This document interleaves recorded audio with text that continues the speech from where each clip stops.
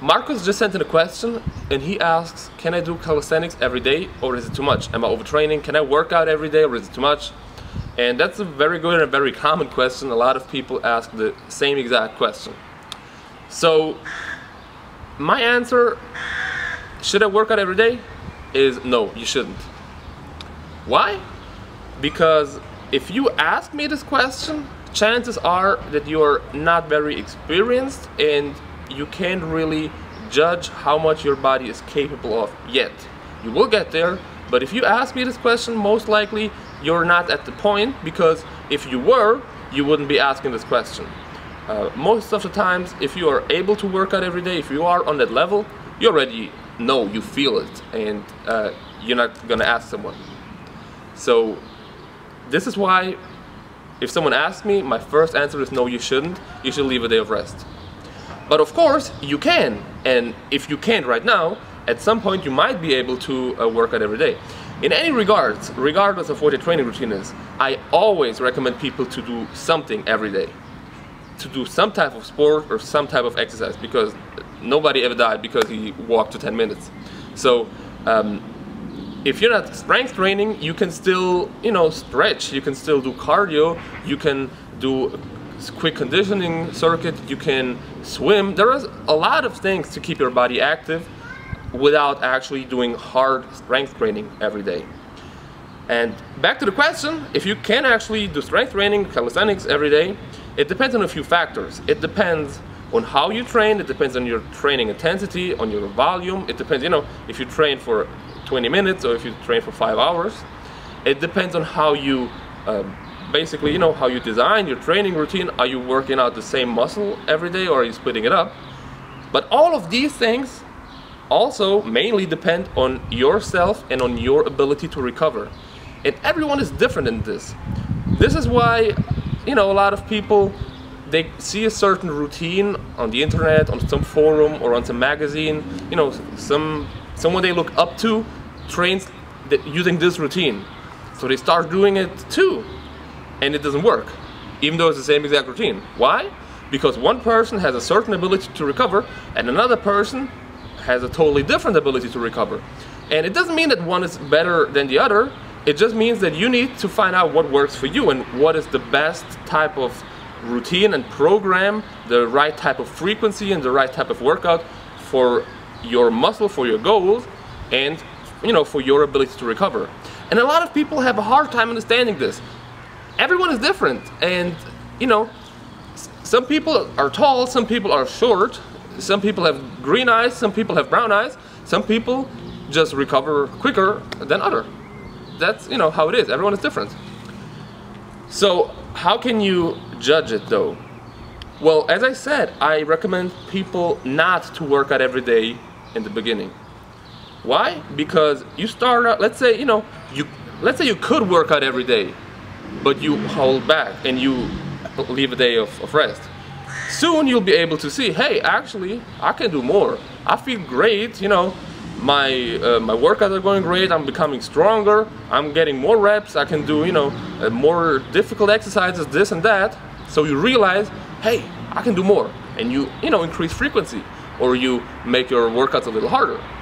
On the other hand, what a lot of people do, they just jump into it, work out 7 times a week, even though they never did anything before, and they're not progressing. They don't know why. That's the problem.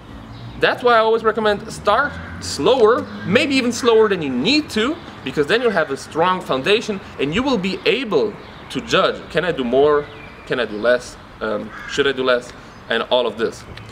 But how can you realize if you can do more or less? If, let's say you work out every other day, how can you know if you can work out more? Well, overtraining in this, I don't really like the term of overtraining. You can watch C.T. Fletcher's video about overtraining if you want to know my opinion on overtraining, because I don't want to use his language on this channel. But he got it right. A lot of people are like, oh yeah, I shouldn't work out today, it's gonna be too much. No, as I said before, you should do something every day. Changing your routine depending on frequency in order to not do too much doesn't mean that you have to be lazy. That's totally not the case. But as I was saying, it depends on a lot of different factors. It depends on your workout, it depends on your work, it depends, you know, if you have other stress factors. So all of this that happens around you in your life affects how your body recovers.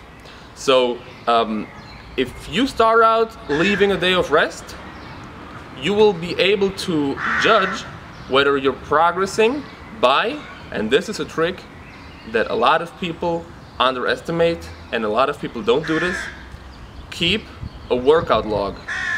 A lot of people, they just, you know, go to the park, go to the gym, do their workout.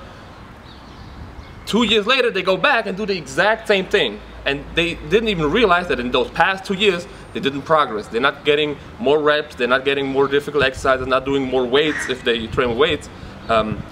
This is why it's a very powerful tool to just write down what you did, so that you can see, hey, you know, last week I did 10, and this week I did 15. Yeah, I'm getting better. So if you are getting better and you're feeling great, and you see, hey, you know, it works, you can go harder, you can do more, and you can increase it.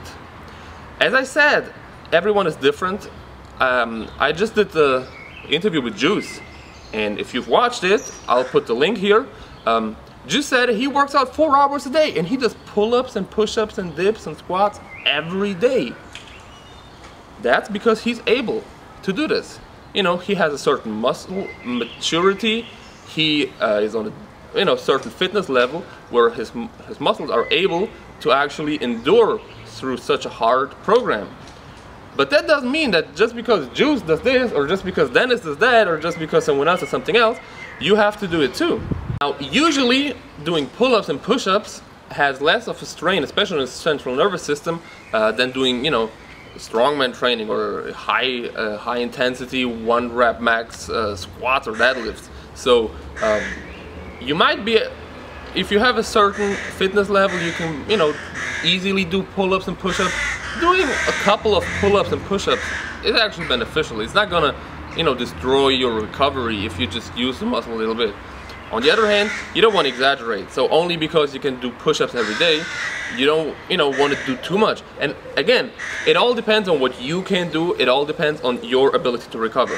So again, my recommendation, if you're not sure, can I work out every day, can I not?